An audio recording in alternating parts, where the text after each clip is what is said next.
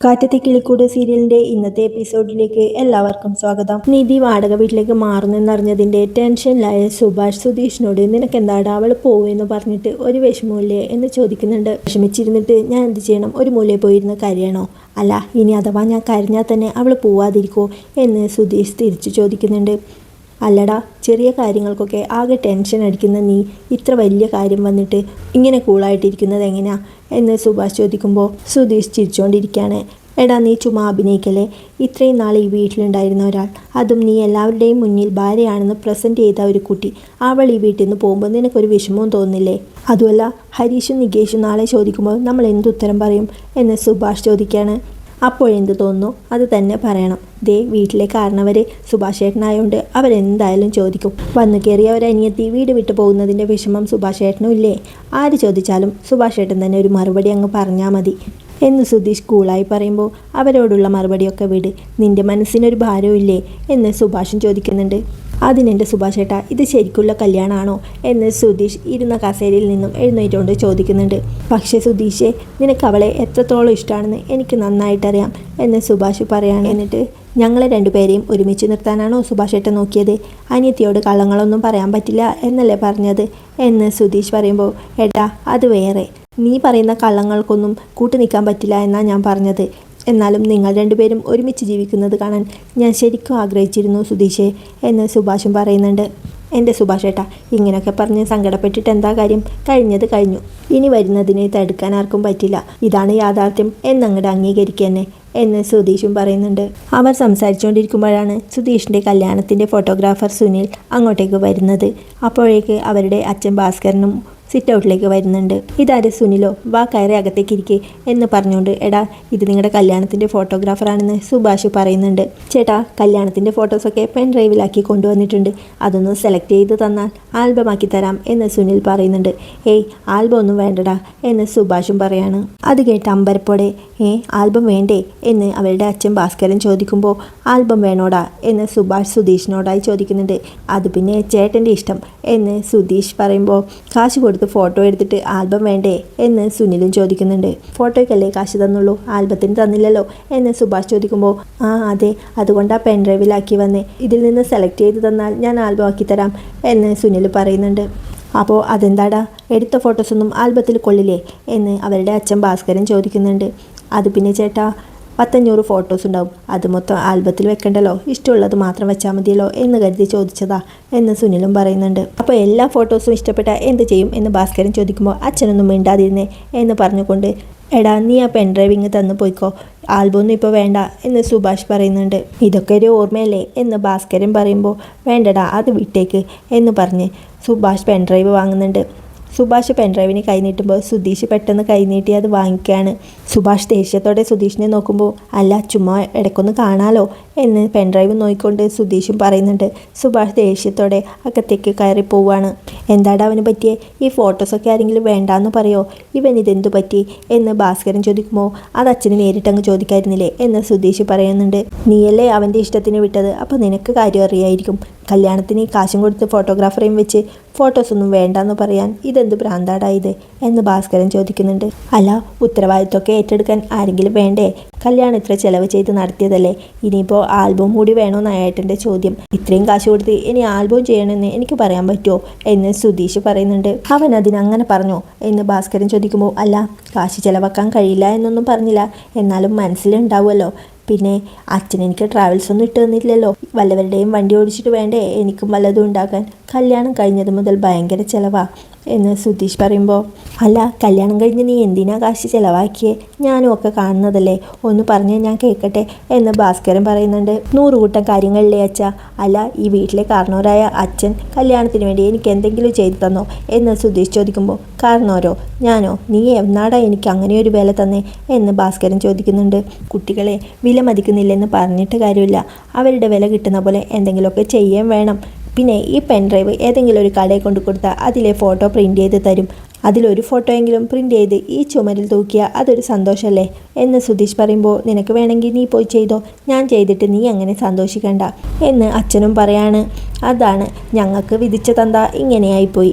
വീട്ടിലെ മുതിർന്നവരുടെ ജോലിയായി ഇതൊക്കെ. അതെങ്ങനെയാ? അങ്ങനെ എന്തെങ്കിലും ഒരു ചിന്ത ഉണ്ടെങ്കിലല്ലേ സ്വന്തം മകൻ കല്യാണം കഴിഞ്ഞ് സന്തോഷത്തോടെ ജീവിക്കുന്നതിൻ്റെ ഉദാഹരണ ഭിത്തിയിൽ തൂങ്ങുന്ന ഫോട്ടോ. അതുപോലും ചെയ്യാത്ത ഒരച്ഛനെ ഒരു മകൻ എങ്ങനെ വില വയ്ക്കുമെന്ന. ഇനി ഞാൻ എന്തായാലും ഈ ഫോട്ടോ പ്രിൻ്റ് എടുത്ത് ചുമരിൽ തൂക്കാനൊന്നും പോകുന്നില്ല. അതുകൊണ്ട് ഇതെന്തായാലും കളഞ്ഞേക്കാം അല്ലേ എന്ന് സുധീഷ് ചോദിക്കുമ്പോൾ നിൻ്റെ ഇഷ്ടം പോലെ ചെയ് എന്ന് ഭാസ്കരനും പറയാണ്. എന്നാൽ ഇതാ എന്ന് പറഞ്ഞ് സുധീഷ് അത് പുറത്തേക്ക് എറിഞ്ഞ് അകത്തേക്ക് കയറി പോകുന്നുണ്ട്. അകത്തേക്ക് കയറി പോകുന്നത് നോക്കിയിരുന്ന ഭാസ്കരൻ അവനങ്ങ് മാറിയപ്പോഴേക്കും പെട്ടെന്ന് മുറ്റത്തേക്ക് ഇറങ്ങി ആ പെൻഡ്രൈവ് എടുത്ത് നോക്കുന്നുണ്ട്. സുധീഷ് ഇതൊക്കെ ഹാളിൽ നിന്ന് ഒളിഞ്ഞു നോക്കിയിട്ട് അച്ഛൻ തിരിഞ്ഞു നോക്കുമ്പോഴേക്കും പെട്ടെന്ന് അവിടുന്ന് മാറുന്നുണ്ട്.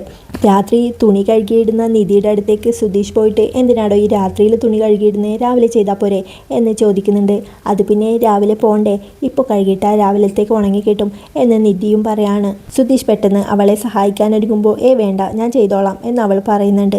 അങ്ങനെ അവളെ നോക്കി അവൻ സ്നേഹത്തോടെ നിൽക്കാണ്. അത് കണ്ട് നിധി എന്താ ഇങ്ങനെ നോക്കുന്നേ എന്ന് ചോദിക്കുമ്പോൾ അപ്പോൾ അത്രയേ ഉള്ളൂ അല്ലേ എന്ന് സുധീഷ് ചോദിക്കുന്നുണ്ട്. എന്താ എനിക്ക് മനസ്സിലായില്ല എന്ന് നിധി പറയുമ്പോൾ അല്ല പോവാണെന്ന് പറഞ്ഞല്ലോ അതുകൊണ്ട് ചോദിച്ചതാ എന്ന് സുധീഷും പറയാണ്. വീട് കിട്ടിയാൽ പോവെന്ന് ഞാൻ നേരത്തെ പറഞ്ഞതല്ലേ എന്ന് നിധി പറയുന്നുണ്ട്. ഈ സമയത്ത് പുറത്തേക്ക് ഇറങ്ങിയ സുഭാഷ് ഇവരുടെ സംസാരം നോക്കി നിൽക്കുന്നുണ്ട്. അല്ല പോകുന്നതിന് മുന്നേ വേറൊന്നും പറയാനില്ല അല്ലേ എന്ന് സുധീഷ് നിധിയോട് ചോദിക്കുമ്പോൾ എന്തു പറയാനാ എന്ന് നിധിയും ചോദിക്കുന്നുണ്ട്. പെട്ടെന്ന് നിധി എന്തോ ഓർത്ത പോലെ ഈ താലി ഞാൻ അഴിച്ചു തരണമല്ലേ, ഇറങ്ങിപ്പോവാൻ നേരത്ത് ഈ താലിയും കൊണ്ട് എന്തിനാ പോകുന്നേ എന്നല്ലേ ഉദ്ദേശിച്ചത്. ഇത് തിരിച്ചു തരണമെന്ന് എനിക്കും അറിയാം, പക്ഷെ ഒരു കാര്യം സംഭവിച്ചു പോയി. ഇതെൻ്റെ കഴുത്തിലുണ്ടായിരുന്നു. ഓണർ എന്നോട് കല്യാണം കഴിഞ്ഞതാണോന്നും ചോദിച്ചു. ഞാൻ അതേന്നും പറഞ്ഞു. ഇനിയിപ്പോൾ ഇതില്ലാതെ പോയാൽ ചിലപ്പോൾ അയാൾ ചോദിക്കും. നമ്മുടെ ആളുകളുടെ സ്വഭാവം അറിയാലോ, കുറച്ച് ദിവസം കഴിഞ്ഞിട്ട് ഞാൻ തന്നെ ഇത് തിരിച്ചു തരാം, അതുപോരെ എന്ന് നിധി ചോദിക്കുമ്പോൾ അല്ല ഞാൻ മനസ്സിൽ പോലും ഇങ്ങനെ ഒരു കാര്യം ആലോചിച്ചില്ല നിധി എന്ന് സുധീഷ് പറയുന്നുണ്ട്. പിന്നെന്താ എന്നോട് പറയാനുള്ളത്, വേറെ എന്തെങ്കിലും പറയാനുണ്ടോ, അല്ല ഞാൻ എന്തെങ്കിലും തരാനുണ്ടോ എന്ന് നിധിയും ചോദിക്കുകയാണ്. ഒന്നുമില്ല, അത് താൻ വിട്ടേക്ക് എന്ന് സുധീഷ് പറയുമ്പോൾ അല്ല എന്തെങ്കിലും ഉണ്ടെങ്കിൽ ചോദിച്ചോ എന്ന് നിധിയും പറയുന്നുണ്ട്. അല്ല ഈ ചെയിൻ ഞാൻ എന്തായാലും തിരിച്ചു തരും കേട്ടോ എന്ന് നിധി പറയുമ്പോൾ എൻ്റെ നിധി നീ അതൊന്ന് വീട്, ഈ മാല കൊണ്ടുപോയിട്ട് ഞാൻ എന്ത് ചെയ്യാനാ എന്ന് സുധീഷും പറയുന്നുണ്ട്. അല്ല നിങ്ങളുടെ അമ്മയുടെ മാലയാണെന്നല്ലേ അന്ന് അച്ഛൻ പറഞ്ഞത്, അതുകൊണ്ട് അത് ഞാൻ തരാതെ പോകുന്നത് ശരിയല്ലല്ലോ. കുറച്ച് ദിവസത്തെ കാര്യമേ ഉള്ളൂ, അത് കഴിഞ്ഞിട്ട് ഞാൻ തന്നെ ഇത് കൊണ്ടുതരാം എന്ന് നിധിയും പറയുന്നുണ്ട്. ഇതും പറഞ്ഞ് നീതി ബക്കറ്റും എടുത്ത് അവിടുന്ന് പോവാണ്. നീതിയുടെ ആ പോക്കും നോക്കി വിഷമിച്ച് നിൽക്കുന്ന സുധീഷിൻ്റെ അടുത്തേക്ക് സുഭാഷ് വരുന്നുണ്ട്. ഇവിടുന്ന് പോകുന്നു എന്നല്ലാതെ അവൾക്ക് വേറൊന്നും എന്നോട് പറയാനില്ല സുഭാഷേട്ടാ. ഞാൻ അവളെക്കുറിച്ച് മാത്രമാണ് ഓർക്കുന്നതെന്ന് അവൾക്ക് ഇതുവരെ മനസ്സിലായിട്ടില്ല. അവളുടെ മനസ്സിൽ 1% പോലും ഞാനില്ല സുഭാഷേട്ടാ. എന്നാലും അതൊക്കെ ഓർക്കുമ്പോൾ മനസ്സിലാകിയവരെന്തോ പോലെ. ഇതും പറഞ്ഞ് ടെൻഷനോടെ നിൽക്കുന്ന സുധീഷിനെ ആശ്വസിപ്പിച്ചുകൊണ്ട് സുഭാഷ് അവിടുന്ന് നടന്നു പോകുന്നുണ്ട്. രാവിലെ അടുക്കളയിൽ ദോശ ചുട്ടുകൊണ്ടിരിക്കുകയാണ് സുഭാഷ്. ഒരു ദോശയെടുത്ത് നികേഷിനെ കൊണ്ട് കൊടുക്കുന്നുണ്ട്. അവിടെ റെഡിയായി വന്ന് നിൽക്കുന്ന നിധിയെ നോക്കിക്കൊണ്ട് മോള് ദോശ കഴിക്കുന്നില്ലേ എന്ന് ചോദിക്കുമ്പോൾ കുറച്ച് കഴിയട്ടെ സുഭാഷ് ഏട്ടാ എന്ന് പറയുന്നുണ്ട്. അപ്പോൾ പെട്ടെന്ന് സുഭാഷിന് ഒരു ഫോൺ വരികയാണ്. നിധി അപ്പോൾ സുഭാഷ് ഏട്ടൻ കോൾ എടുത്തോ, ഞാൻ പോയി ദോശ ചുട്ടോളാം എന്ന് പറഞ്ഞ് അടുക്കളയിലേക്ക് പോകുന്നുണ്ട്. എന്നാൽ അടുക്കളയിൽ പോയി ശരിയായി ദോശ ചുടാൻ അറിയാതെ നിധി ആകെ ടെൻഷൻ അടിച്ച് നിൽക്കുകയാണ്. ഫോൺ കട്ട് ചെയ്ത സുഭാഷ് അടുക്കളയിലേക്ക് വരുമ്പോൾ ടെൻഷൻ അടിച്ച് നിൽക്കുന്ന നിധിയാണ് കാണുന്നത്. എന്തുപറ്റി മോളെ എന്ന് ചോദിക്കുമ്പോൾ അല്ല സുഭാഷ് ഏട്ടാ എനിക്ക് ഈ ദോശ നേരെ കിട്ടുന്നില്ല എന്ന് നിധിയും പറയാണ്. അത് പിന്നെ ഒരു ദോശ ചുട്ട് കഴിഞ്ഞ് അടുത്ത ദോശ ചുടുമ്പോൾ കുറച്ച് എണ്ണ പുരട്ടണം, അത് ചെയ്തോ എന്ന് നിധിയോട് ചോദിക്കുമ്പോൾ അയ്യോ ഞാനത് മറന്നുപോയി എന്ന് പറയുന്നുണ്ട്. ഇതും പറഞ്ഞ് സുഭാഷ് അവൾക്ക് ദോശ എങ്ങനെയാണ് ചുടേണ്ടതെന്നൊക്കെ കാണിച്ചു കൊടുക്കുന്നുണ്ട്. അപ്പോൾ അങ്ങോട്ട് കയറി വന്ന സുധീഷിനെയും വിളിച്ച് നികേഷ് ഒരു കാര്യം കാണിച്ചു തരാം എന്ന് പറഞ്ഞ് അടുക്കളയിലേക്ക് പോവാണ്. ഏട്ടനും അഞ്ചത്തിയും കൂടി ദോശ ചുടുന്നത് നോക്കി അവർ ചിരിച്ചുകൊണ്ട് നിൽക്കുന്നുണ്ട്. അതിനിടയിൽ നികേഷ് ഏട്ടത്തിക്ക് ഒരു ഓംലേറ്റ് പോലും ഉണ്ടാക്കാൻ അറിയില്ല, ഏട്ടൻ മിക്കവാറും പട്ടിണിയാവും എന്ന് സുധീഷിനോട് പറയാണ്. അത് കഴിഞ്ഞ് അവൻ നേരെ ഭക്ഷണം കഴിക്കാനായി മേശക്കരികിലേക്ക് പോകുന്നുണ്ട്. ഇതിനിടയിൽ ഫോൺ ചെയ്തുകൊണ്ടിരുന്ന ഹരീഷ് നികേഷിനോട് എടാ നീ വരുന്നില്ലേ എന്ന് ചോദിക്കുമ്പോൾ അതാ ഇപ്പോൾ വരികട്ടാ, ഈ പാത്രം ഒന്ന് കഴുകട്ടെ എന്നും പറഞ്ഞ് അടുക്കളയിലേക്ക് പോകുന്നുണ്ട്. അടുക്കളയിൽ പോയി പാത്രം കഴുകി വെച്ച നികേഷ് ഏട്ടത്തി ഞാൻ പെട്ടെന്ന് പോയി വരാമേ, ഇപ്പോൾ കോളേജിൽ പോയാൽ പെട്ടെന്ന് വീട്ടിലേക്ക് വരാൻ തോന്നുന്നുണ്ട്, മുമ്പൊക്കെ എനിക്ക് വീട്ടിലേക്ക് വരാനേ തോന്നാറില്ല, ഇപ്പോൾ സ്റ്റഡി ലീവും വെക്കേഷനൊന്നും കഴിയല്ലേ എന്നാ മനസ്സിൽ, കോളേജിൽ പോയാൽ തന്നെ പെട്ടെന്ന് വീട്ടിൽ വരാനും തോന്നും, അതിനൊക്കെ കാരണം ചേട്ടത്തിയാട്ടോ. ഇനി ഹരീഷ് ചേട്ടനും സുഭാഷ് ചേട്ടനും ഒക്കെ ഓരോ ഏട്ടത്തിമാരെയും കൂടി കൊണ്ടുവന്ന ഈ വീട് ശരിക്കും വീടാവും എന്ന് നികേഷ് പറയുന്നത് കേട്ട് ഏട്ടനും അനിയനും ഭയങ്കര സെൻറ്റിമെൻറ്റ്സ് ആണല്ലോ എന്ന് സുധീഷ് മനസ്സിൽ പറയുന്നുണ്ട്.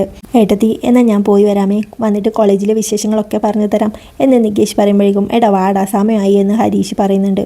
നികേഷ് വേഗം വന്ന് ബാഗും എടുത്തിട്ടോണ്ട് ഏട്ടത്തി ഉച്ചയ്ക്ക് ഞാൻ വരുമ്പോൾ ഐസ്ക്രീം കൊണ്ടുവരാമേ, വന്നിട്ട് ഒരുമിച്ചിരുന്ന് കഴിക്കാം, ബൈ എന്നും പറഞ്ഞ് അവിടുന്ന് പോകുന്നുണ്ട്. അവൻ തിരിച്ചു വരുമ്പോൾ ഇനി എന്താ പറയാമെന്നാ എൻ്റെ ടെൻഷൻ എന്ന് സുഭാഷ് പറയുമ്പോൾ എന്തായാലും ഒരു ദിവസം ഞാൻ പോയല്ലേ പറ്റൂ സുഭാഷ് ഏട്ടാ, അതെത്രയും നേരത്തെ ആവുന്നതല്ലേ നല്ലത്. ഈ കല്യാണം ഇങ്ങനെയൊക്കെയാണ് നടന്നതെന്ന് അവന് പറഞ്ഞാൽ മനസ്സിലാവും സുഭാഷ് ഏട്ടാ എന്ന് നിധി പറയുമ്പോൾ അത് ശരിയാ, എന്നാലും അവനോട് ഇതെങ്ങനെയാണ് പറയാമെന്നാണ് ഞാൻ ആലോചിക്കുന്നത് എന്ന് സുഭാഷും പറയുന്നുണ്ട്. ഇതൊക്കെ കേട്ട് ഈശ്വര എന്തായത്, തമിഴ് സിനിമ പോലെ തങ്കച്ചിപ്പാസം നിറയുന്നല്ലോ എന്ന് സുധീഷ് മനസ്സിൽ പറയുന്നുണ്ട്. അതെ, ഇനിയും ഇറങ്ങിയില്ലെങ്കിലേ രാഹുകാലത്തിന് മുന്നേ വീട്ടിൽ കയറാൻ പറ്റില്ല കേട്ടോ എന്ന് സുധീഷ് പറയുന്നത് കേട്ട് സുഭാഷ് അവനെ നോക്കുമ്പോൾ അല്ല, ഞാൻ ഈ കലണ്ടറിൽ നോക്കിയപ്പോൾ രാഹുകാലം 12:30 മുതൽ 1:30 വരെയാ. അതിലൊന്നും വിശ്വാസം ഇല്ലെങ്കിലൊക്കെ ഉണ്ടെങ്കിൽ ഇപ്പോൾ ഇറങ്ങണം, എന്നാലേ അവിടെ എത്തൂ. സുധീഷ് ഇത് പറയുന്നത് കേട്ട് എന്നാൽ ഇപ്പോൾ തന്നെ ഇറങ്ങാം എന്നും പറഞ്ഞ് നിധി റൂമിലേക്ക് പോയി തൻ്റെ ബാഗും എടുത്ത് വരുന്നുണ്ട്. അവളെ കണ്ട് അല്ല ബാഗ് എടുത്തോ മോളെ, കഴിക്കണ്ടേ എന്ന് സുഭാഷ് ചോദിക്കുമ്പോൾ വേണ്ട സുഭാഷ് ഏട്ടാ വിശപ്പില്ല എന്ന് നിധിയും പറയുന്നുണ്ട്. സുഭാഷ് ഏട്ടൻ പറഞ്ഞതുപോലെ ഞാൻ നിങ്ങളെയും ഒരുപാട് മിസ് ചെയ്യും. എൻ്റെ സ്വന്തം ചേട്ടൻ നോക്കുന്നതിനേക്കാൾ നന്നായിട്ടാണ് ഏട്ടൻ എന്നെ നോക്കിയത്. സുഭാഷ് ഏട്ടനെയും നികേഷിനെയും ഞാൻ ഒരുപാട് മിസ് ചെയ്യും എന്ന് നിധി പറയുന്നത് കേട്ട് അത് ശരി, അപ്പോൾ നീ എന്നെ മറക്കുമല്ലേ എന്ന് സുധീഷ് മനസ്സിൽ പറയുന്നുണ്ട്. മോളെ പോയാലും ഇടയ്ക്ക് ഇങ്ങോട്ട് വരണേ, അനിയത്തിയാണെന്ന് ഞാൻ വെറും വാക്ക് പറഞ്ഞതല്ല, ഈ വീട് എപ്പോഴും നിനക്കും കൂടിയുള്ളതാ എന്ന് സുഭാഷ് പറയുന്നത് കേട്ട് ശരിയേട്ടാ ഞാൻ വന്നോളാം എന്ന് നിധിയും പറയുന്നുണ്ട്. അപ്പോൾ വാ പോവാം എന്നും പറഞ്ഞ് സുധീഷ് അവളെയും കൂട്ടി പുറത്തേക്ക് പോകുമ്പോൾ സുഭാഷ് ടെൻഷനോടെ അവരെയും നോക്കി നിൽക്കുന്നുണ്ട്. കാറിലെ നിധിയും സുധീഷും വാടക വീട്ടിനടുത്ത് എത്തുന്നുണ്ട്. ഇതല്ലേ സ്ഥലം എന്ന് സുധീഷ് ചോദിക്കുമ്പോൾ അതെ, എന്നാൽ ഞാൻ പോയിക്കോട്ടെ എന്ന് നിധിയും ചോദിക്കുന്നുണ്ട്. ശരി എന്ന് സുധീഷ് പറയുമ്പോൾ നിധി ബാഗും എടുത്ത് പുറത്തേക്ക് ഇറങ്ങുന്നുണ്ട്. പുറത്തേക്ക് ഇറങ്ങി കുറച്ച് നടന്നാടൻ നിധി ആകെ ടെൻഷനോടെ എന്തോ ആലോചിച്ച് നിൽക്കുകയാണ്. അങ്ങനെ ടെൻഷനോടെ നിൽക്കുന്ന നിധിയെയും കാണിച്ചുകൊണ്ടാണ് ഇന്നത്തെ എപ്പിസോഡ് അവസാനിക്കുന്നത്. വീണ്ടും നിധിയുടെയും സുധീഷിൻ്റെയും ബാക്കി വിശേഷങ്ങളുമായി നാളത്തെ എപ്പിസോഡിൽ